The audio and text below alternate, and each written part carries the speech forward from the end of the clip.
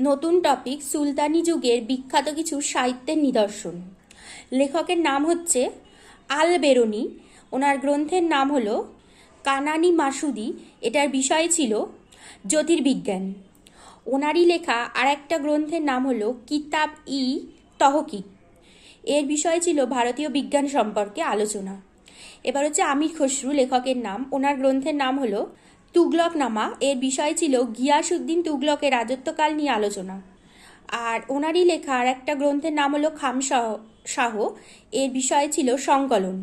এবার হচ্ছে লেখকের নাম ইবন বতুতা। ওনার গ্রন্থের নাম হলো কিতাবুল রাহেলা। এর বিষয় হলো ভ্রমণ বৃত্তান্ত। এরপর হচ্ছে লেখকের নাম ফিরোজ তুগলক। ওনার গ্রন্থের নাম হলো কুতুয়াত ই ফিরোজ শাহী। আর এর বিষয় হলো আত্মজীবনী। ভিডিওটা যদি ভালো লেগে থাকে অবশ্যই লাইক, শেয়ার অ্যান্ড সাবস্ক্রাইব করতে ভুলো না।